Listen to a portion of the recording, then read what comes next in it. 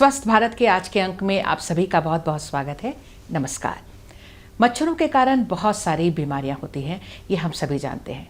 आज हम बात करेंगे मच्छरों के काटने से होने वाली बीमारी डेंगू के बारे में, क्योंकि हर जगह हर तरफ हम देख रहे हैं कि डेंगू के मरीजों की संख्या लगातार बढ़ रही है। आखिर इसके पीछे क्या कारण है, डेंगू क्या है, कैसे फैलता है, ये सब जानना बहुत ज़रूरी है, तभी हम डेंगू पर काबू पा सकेंगे। इसलिए ये सारी जानकारियाँ देने के लिए आज हमने अपने कार्यक्रम में एक्सपर्ट के रूप में आमंत्रित किया है civil surgeon Ranchi doctor Prabhat Kumar को। सर, आपका हमारे कार्यक्रम में बहुत बहुत स्वागत है। नमस्कार। नमस्कार। सर, डेंगू के बारे में आज हम लोगों को बताएंगे, पहले भी बताए हैं, लेकिन कोई ना कोई तो वजह है जिसके चलते ये जो डेंगू का प्रकोप है वो बढ़ रहा है। कहीं ना कहीं लोगों में जानकारी की कमी है, कहीं ना कहीं लोगों में समझदारी की कमी है, जागरूकता की कमी है। वो सब हम चाहते हैं कि लोगों के अंदर बढ़े, और इसीलिए तमाम जो इम्पॉर्टेंट, जो महत्वपूर्ण जानकारियाँ हैं वो हम पहुँचाएंगे लोगों तक आपके ज़रिए। सबसे पहले सर, आपसे हम जानना चाहेंगे कि ये डेंगू क्या है और कैसे होता है। हाँ, सबसे पहले तो प्रसार भारती के दूरदर्शन, रांची दूरदर्शन केंद्र को धन्यवाद कि आपने इतने महत्वपूर्ण विषय पर संवेदनशीलता दिखलाई है। और इस चूँकि मीडिया के थ्रू हजारों लोग, लाखों लोगों को जानकारी होती है किसी चीज़ के बारे में, और किसी बीमारी को नियंत्रित करने में मीडिया की बहुत बड़ी भूमिका होती है जी। तो डेंगू, या जैसे इंग्लिश में तो डेंगी बोलते हैं, डेंगी, लेकिन पॉपुलर नाम जो हमारे समाज में डेंगू ही है, तो मैं डेंगू ही बोलूँगा। कि जो डेंगू है वो एडीज मच्छर के काटने से होता है, और ये वायरल डिजीज है। जब एडीज एजिप्टाई मच्छर किसी जो इन्फेक्टेड है वायरस से, वो किसी स्वस्थ व्यक्ति को काटती है, तो उसके बाद लक्षण डेंगू के हो सकते हैं 5 से 7 दिन के अंदर। ज़्यादातर डेंगू के जो केसेस होते हैं वो गंभीर नहीं होते हैं। मुश्किल से 25% केसेस हॉस्पिटलाइज होने लायक होते हैं, और अभी हैं हमारे हॉस्पिटल में भी लगभग 29 केसेस। कल रात में भी मैं गया था, वहाँ पर हैं। जी। तो मुख्य चीज़ जो है कि इलाज से अच्छा बचाव, prevention is better than cure. बिल्कुल। और ये डेंगू का मच्छर हमारे घर के अंदर ही अधिकांशतः पैदा होता है। अच्छा। जैसे घर के अंदर कहीं भी पानी जमा है, बहुत बार तो मान लीजिए गुडलक प्लांट है हमारे घर में, और उसमें पानी हम बदल नहीं रहे हैं, तो उसी पानी में 1 सप्ताह के अंदर वो डेंगू का मच्छर पैदा हो जाएगा और फिर बीमारियां फैलेंगी। तो हम लोग अपने घर में कहीं भी पानी हो, गमला में, बहुत बार टायर में, ट्यूब में, हर जगह पानी जमा रहता है, कूलर में, इसको हम लोग चेंज करते रहें, बीच बीच में चेंज करते रहें, जमा न होने दें। और अभी इस समय तो काफ़ी प्रिकॉशन लेना है, बरसात से लेके लगभग मिड नवंबर तक, 2nd वीक ऑफ नवंबर तक, क्योंकि बिल्कुल इस समय जो बरसात हो रही है, तो जो इस तरह के जो कंटेनर हैं जहाँ पर पानी का जमाव हो सकता है, वहाँ पे जल जमाव होने की संभावना है, और अगर हम उसको बदलेंगे नहीं तो ये मच्छर पनप रहे हैं। और अभी भी इसके पहले से भी डेंगू काफ़ी इसका प्रकोप हो चुका है, और आगे भी ये ना हो, इसी के लिए हम इतनी सावधानियों की बातचीत कर रहे हैं। सर, तो आपने बिल्कुल बताया कि ये जल जमाव ना होने दें अपने आसपास में। कैसे हम रोकेंगे, जैसे आपने कहा कि prevention is better than cure, इस पर हम फिर से आएंगे वापस, लेकिन उससे पहले सर ये जानना चाहते हैं कि एक बार अगर ये मच्छर किसी को काटता है तो लक्षण आने में कितना समय लगता है? हाँ, जनरली लक्षण आने में 5 to 7 डेज लगेगा। और इसके जो लक्षण होते हैं, शुरुआती बुखार है, सिर दर्द, पूरे शरीर में दर्द, आंख के पीछे भी दर्द इसका एक खास सिम्टम्स है कि आंख के पीछे रेट्रोबल्बर पेन हम लोग बोलते हैं, आंख के पीछे दर्द होता है, पेट के अंदर भी दर्द होता है, वॉमिटिंग टेंडेंसी और वॉमिटिंग होती भी है इसमें। तो ये सारे शुरुआती लक्षण हैं। बहुत लोगों को रैश निकल जाता है, जैसे अच्छा। खसरा में दाना दाना निकल जाता है, उसी ढंग से डेंगू में भी निकलता है। और इसको बहुत बार लोग सोच लेते हैं कि शायद दवा का रिएक्शन हो गया, या फ्लूइड चल रहा था, आईवी फ्लूइड, पानी चल रहा था, सलाइन, उसका रिएक्शन हो गया, लेकिन एक्चुअली वो इसका लक्षण है। तो ये सारे इसके लक्षण हैं। और डेंगू फीवर, जैसा मैंने कहा भी, कि ज़्यादातर साधारण होते हैं और 7 दिनों के अंदर ठीक भी हो जाते हैं। लेकिन जब एक कॉम्प्लिकेटेड होते हैं, जटिलताएं जब इसमें आ जाती हैं, तो उसको हम लोग डेंगू हेमोरेजिक शॉक बोलते हैं इंग्लिश में, यानी कि ब्लीडिंग होने लगती है, हेमोरेज मतलब अंदर में ही। हाँ, इंटरनल ब्लीडिंग अच्छा।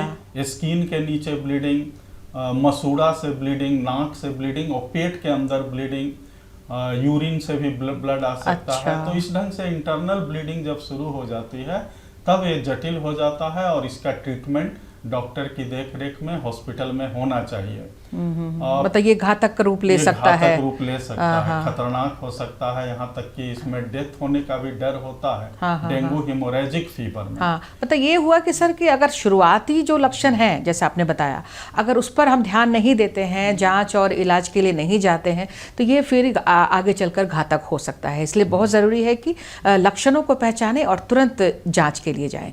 तो सर जांच की जब बात आ रही है तो हम, चूँकि आप सिविल सर्जन रांची हैं सर, तो जांच इसकी कैसे होती है और जांच की क्या प्रक्रिया है, जांच के लिए लोग कहाँ कहाँ जा सकते हैं, आपके यहाँ क्या क्या सुविधाएं हैं, आपके ज़रिए हम बताना चाहते हैं लोगों को। हाँ, इसका जांच प्रायः लोग जो बाहर लेबोरेटरी में कराते हैं प्राइवेट में, तो किट से जांच कराते हैं, रैपिड किट जो होता है। लेकिन इसका कंफर्मेटरी टेस्ट मतलब ब्लड से होता है। हाँ, एलाइजा टेस्ट ब्लड अच्छा। जांच होता है। ये रिम्स में भी उपलब्ध है, सदर अस्पताल रांची में भी ये जांच उपलब्ध है और सब कुछ फ्री ऑफ कॉस्ट है जांच का। तो यहाँ पर किन्हीं को भी कोई लक्षण ऐसा है तो उनको जरूर जांच कराना चाहिए।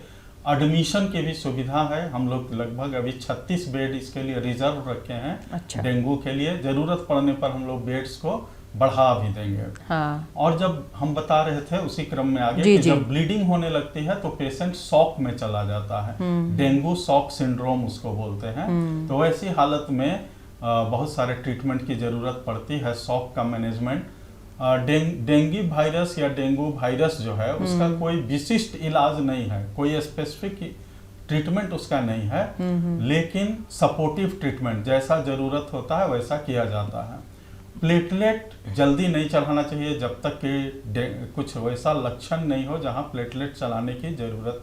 बहुत लोग मतलब इसमें प्लेटलेट्स की कमी हो जाती है, प्लेटलेट की कमी हो जाती है और जनरली लोग सोचते हैं कि 1.5 लाख से घट गया प्लेटलेट तो हमको प्लेटलेट चढ़ना चाहिए, लेकिन ऐसा नहीं है। बहुत बार हम लोग, हमारे एक रिलेटिव ही एडमिट हुए थे, उनको 25,000 था, फिर भी हम लोग प्लेटलेट नहीं चढ़ाए क्योंकि हमको लगा कि इनको जरूरत नहीं है। लेकिन 10,000 या से नीचे और प्रिकॉशन लेते हुए हम लोग 20,000 से प्लेटलेट अगर नीचे होता है तो चलाते हैं प्लेटलेट। अगर कोई सिम्टम्स हुआ खास तौर पर ब्लीडिंग का सिम्टम्स, तब चलाना बहुत जरूरी है प्लेटलेट्स। अदरवाइज अनावश्यक प्लेटलेट चलाना हानिकारक भी है। बहुत जगह लोग जहां 1 लाख से नीचे आ जा रहा है कि प्लेटलेट चलाने लगते हैं, ये गलत है। और जैसे सदर अस्पताल में या रिम्स में सोच करके ही प्लेटलेट चढ़ाया जा रहा है, क्योंकि अनावश्यक प्लेटलेट्स चढ़ाना ये अलग बिल्कुल अनुचित हो जाता है। ये अलग एक घातक हो सकता है। अतिरिक्त प्लेटलेट्स जब ज़रूरी नहीं है और लोग चढ़ा रहे हैं तो इस तरह की सावधानियां भी बहुत ज़रूरी है। और कई बार सर ये देखा जाता है कि एक ही घर में कई लोगों को ये जो डेंगू की समस्या है वो होने लगती है, मतलब और समाज में तो जो है सो फैल ही रहा है, घर में भी आपस में भी एक दूसरे को होने लगता है। तो ऐसे में किस तरह की सावधानी बरतें? हाँ, ये भी बहुत ज़रूरी है कि जैसे एक घर में या एक मोहल्ले में भी किसी को हो गया तो ये बहुत जल्दी फैलता है। इवन अगर 2-4 बार भी मच्छर काट दिया तो ये बीमारी एक से दूसरे में फैल जाती है। जी। तो ये बहुत आपने जरूरी प्रश्न किया बिल्कुल, है, क्योंकि इस तरह का जो प्रकोप जो हो रहा है ना सर, इसी आधार पे ये सवाल मेरे जहन में आया। बिल्कुल। तो इसमें क्या है कि डेंगू का मच्छर का एक नेचर है कि ये दिन में काटता है। हाँ। और एक और चीज कि इसी से चिकनगुनिया भी फैलता है, इसी मच्छर से, एडीज मच्छर से ही। हम लोगों को कभी लोग दिन में भी आराम करते हैं, चाहे वो मेहनत कश हो या ऑफिसर हो या कोई भी हो, या खेत वेत में भी तो जाते हैं सर हम लोग। तो दिन में जब भी आराम करें लोग तो मच्छरदानी जरूर लगा लें और पूरे बांह का कपड़ा जो होता है वो पहने ताकि उनको मच्छर काटे नहीं। मतलब ज्यादा से ज्यादा शरीर का हिस्सा जो है वो ढका हुआ रहना चाहिए कपड़ा से। और मच्छर को अगर हम लोग मच्छर से बच सकें तो डेंगू का फैलना अपने आप रुक जाएगा। और जो हमारे ग्रामीण जो किसान भाई बहन हैं जो खेतों में जाते हैं, शहर में भी लोग बागवानी करते हैं, ऐसे में सर क्या किस तरह की मतलब प्रिकॉशन लें? कुछ क्रीम वगैरह या ऐसा कुछ कर सकते हैं क्या? हाँ, मच्छर से बचने के क्रीम भी होते हैं, तो उस क्रीम का इस्तेमाल जहाँ पर खुला हुआ भाग है शरीर का वहाँ पर हम लोग क्रीम लगा सकते हैं। और मुख्य रूप से यही है कि हमें हर हाल में मच्छर से बचना है, मच्छर नहीं काटे। और मच्छर से अनेकों बीमारियां होती हैं, केवल डेंगू या केवल चिकनगुनिया ही नहीं, बहुत सारी बीमारियां बिल्कुल। हमारा झारखंड तो मलेरिया फाइलेरिया जी, उसका भी ये प्रॉन एरिया है, तो हम लोग बराबर समय समय पर इन सभी बीमारियों के बारे में लोगों को बताते ही रहते हैं। तो हम उम्मीद करते हैं कि जैसी कि आवश्यकता है कि सबसे पहले तो मच्छरों को हम पनपने से रोकें, तो पनपने से रोकने के लिए सर क्या क्या किया जा सकता है और सरकार क्या कर रही है? एक तो हमारी राज्य सरकार, विभाग, जिला प्रशासन और नगर निगम के नेतृत्व में, और हम लोग भी हर जगह लार्वा की जांच कर रहे हैं। डेंगू लार्वा जो होता है उसकी हम लोग जांच कर रहे हैं, और जहां कहीं भी लार्वा मिल रहा है तो लार्विसाइडल एक्टिविटी कर रहे हैं, यानी केमिकल से हम लोग लार्वा को ही मार दे रहे हैं। अच्छा। ताकि लार्वा के बाद जो मच्छर में डेवलप ही ना हो, वो नहीं डेवलप करेगा। जी जी। और ऐसे हम लोग गांव स्तर पर भी कर रहे हैं, जहां कहीं भी पानी जमा है। नगर निगम भी विशेष स्वच्छता अभियान चला रहा है हर जगह पर, केवल रांची नहीं, पूरे झारखंड में जी। तो इस विशेष स्वच्छता अभियान का भी असर पड़ेगा। और अभी तो स्वच्छता पखवाड़ा भी चल रहा है। हाँ। इसमें भी सभी लोगों को, सभी नागरिकों को स्वच्छता पर विशेष ध्यान देनी चाहिए। तो इसमें डेंगू चिकनगुनिया भी नियंत्रित हो जाएगा, अनेकों बीमारियां नियंत्रित हो जाएंगी। और ऐसे सारे जगह से हम लोग का हर दिन फोटोग्राफ्स भी आता है कि कैसे लोग पानी कहाँ कहाँ घर के अंदर ही जमा है, और उस जमा पानी को हमारे स्टाफ सहिया हैं और फाइलेरिया डिपार्टमेंट, मलेरिया डिपार्टमेंट के स्टाफ फेंकते भी हैं और उसको लोगों को बताते भी हैं, लार्विसाइडल, और लोगों को जागरूक करना है। क्योंकि एक बार जाके हम सरकारी स्तर पर हम पानी हटा देंगे, लेकिन हर बार हर दिन तो संभव नहीं है। इसलिए अपनी भी जिम्मेदारी लोगों को स्वयं लेनी होगी इसकी, और अपनी अपनी भूमिका जो है वो इसको हटाने के लिए अपनी अपनी भूमिका करनी ही पड़ेगी, निभानी ही पड़ेगी सर, है ना। तो ये कई बार जैसे इसके अलावा और छिड़काव वगैरह की भी व्यवस्था होती है क्या? हाँ, छिड़काव की व्यवस्था है, लेकिन अभी जो है जो भी एडल्ट मॉस्किटोज मच्छर हैं वो प्रायः रेजिस्टेंट हो गए हैं। अच्छा। जो भी केमिकल्स का छिड़काव होता है, और हम लोग एक लिमिट से ज्यादा केमिकल्स का छिड़काव नहीं कर सकते हैं जी। या ज्यादा कंसंट्रेटेड केमिकल्स का छिड़काव नहीं कर सकते हैं, क्योंकि उससे हमारे या मनुष्य आदमी के भी हेल्थ को नुकसान पहुंचेगा। तो कम कंसंट्रेशन का जब केमिकल हम लोग छिड़काव करते हैं, ये मच्छरों पर ज़्यादा असर कुछ नहीं पड़ता है। तो इसीलिए बेहतर है कि मच्छर हमें काटे नहीं, मच्छरदानी का प्रयोग सोते समय करें। लेकिन चूंकि ये मच्छर जिसकी हम बात कर रहे हैं ये दिन में काटता है, तो इसके लिए एक अलग तरह की हम लोगों को सावधानी जो है उसकी ज़रूरत होगी, और कोशिश यही करना है कि पनपना नहीं है। तो अगल बगल सर बरसात के दिनों में गड्ढे वड्ढे तो गांव ग्रामीण क्षेत्रों में तो होते ही हैं, शहरों में भी कई जगह दिखाई देते हैं, वहाँ भी पानी एकत्रित हो जाते हैं। तो उनको कवर करना है या पानी के ऊपर कुछ छिड़काव कर दें ताकि मच्छरों के लार्वा जो है वो पैदा ना हो या मर जाएं, ऐसी कुछ व्यवस्था, या लोग खुद क्या कर सकते हैं? देखिए, कहीं भी जहां पानी जमा है उसको अगर हम नाली की तरह बना के उसको फैला दें, तो फैल जाने के बाद धूप से, हवा से वो पानी तुरंत सूख जाता है। और सूख जाएगा तो सारे लार्वा मर जाएंगे। केवल पानी को जमा नहीं होने देना है। जमा पानी को हमेशा या तो बहा देना है या ड्रेन बना के उसको फैला देना है, निकाल देना है। जब पानी ज्यादा दूर में फैल जाएगा तो सूख जाएगा और सारे लार्वा मर जाएंगे। ये बहुत जरूरी है जी। और क्या हम लोग उसके ऊपर कुछ किरासन तेल या कोई ऑयल का भी छिड़काव कर सकते हैं, या फिर जो कोई गंबुजिया मछली आती है उसका भी उपयोग किया जा सकता है क्या? जहाँ पर जो बड़े वाटर बॉडीज हैं या ज्यादा जब जमा है पानी जिसको बहाया नहीं जा सकता है, वहाँ गंबुजिया मच्छर काफी अच्छा काम करता है। हाँ, चूंकि गंबुजिया मछली बहुत अच्छा काम करता है। वो लार्वा को खा जाता है, जो मच्छर के हैं लार्वा, तो उनको खा जाता है। इस ढंग से मच्छर पनप नहीं पाता है, तो ये भी काफी अच्छा है। और बाकी केमिकल्स का प्रयोग तो सोच समझ के करना होगा, क्योंकि बहुत बार क्या होता है कि जो एनिमल्स हैं वो भी उस पानी को पीते हैं या उसका कोई लोग भी उपयोग करते हैं। बिल्कुल। तो हमें सोच करके केमिकल्स का उपयोग को प्रायः उसको अवॉइड करना है। और गंबुजिया मछली की जहाँ तक बात है, तो क्या वो सरकारी स्तर पर लोगों को मिल पाता है ये? हाँ, बिल्कुल मिल पाएगा। इसका बहुत जगह कल्टीवेशन कहाँ पे सोर्स है इसका सर, कहाँ से लोग ले सकते हैं?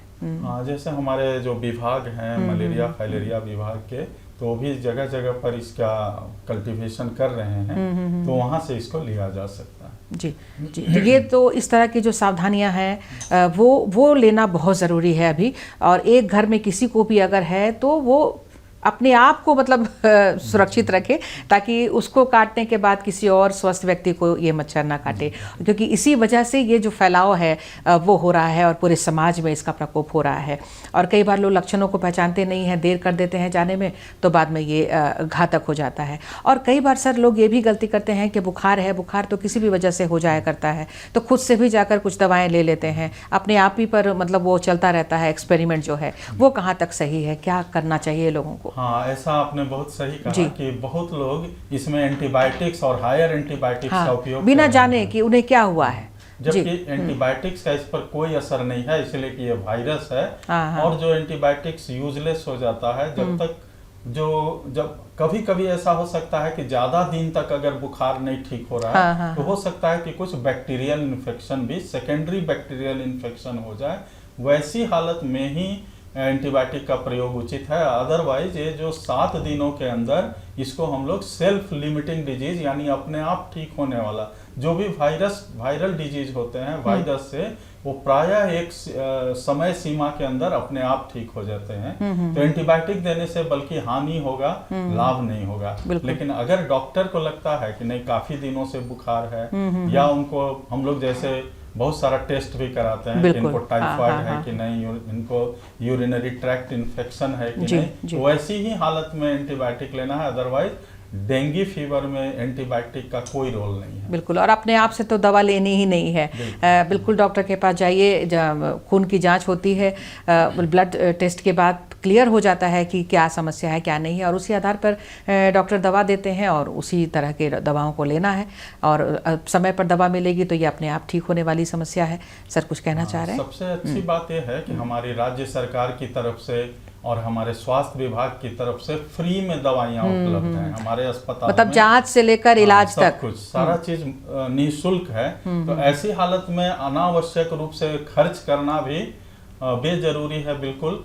और सदर अस्पताल में, रिम्स में, हमारे ब्लॉक्स के हॉस्पिटल में सभी जगह फ्री दवाएं उपलब्ध हैं, इसलिए उनका फायदा जरूर उठाना। बिल्कुल, मतलब हर स्तर पर सरकारी की तरफ से जो सुविधाएं हैं, ग्रामीण स्तर से लेके प्रखंड स्तर से लेके शहर तक, ये सारी सुविधाएं हैं, इनका लाभ उठाना बहुत ज़रूरी है। जब डेंगू निकल जाता है सर, तो उसके बाद कुछ खान पान में या और किसी तरह का कुछ विशेष रख रखाव या ध्यान की ज़रूरत पड़ती है क्या? हाँ बिल्कुल, इसमें काफ़ी ज़रूरत होती है कि एक तो कि इसमें चूँकि फ्लूइड लॉस, हम लोग बोलते हैं कि फ्लूइड्स चलना चाहिए। तो जैसे जूस पीना, फल का रस पी रहे हैं, हरी साग सब्जी, जो स्वास्थ्य को बढ़ाने वाला खाना है वैसा ही खाना खाना है, बाहरी चीजें नहीं खानी है।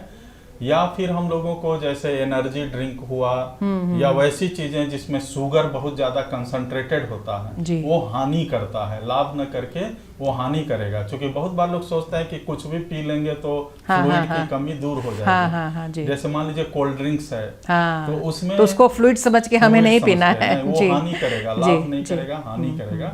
तो जो फ्रूट जूस है वो बहुत फायदेमंद है, फ्रूट्स भी फायदेमंद है। और उसके बाद ORS पाउडर भी पीना चाहिए, क्योंकि इसमें फ्लूइड बहुत जरूरी होता है डेंगू फीवर में। और साथ ही साथ अगर उससे भी ज़्यादा दिक्कत है तो फिर हॉस्पिटल में भी हम लोग इंट्रावेनस सलाइन, इंट्रावेनस फ्लूइड ज़रूरत के हिसाब से चलाते हैं, और ये इसमें बहुत ज़रूरी है।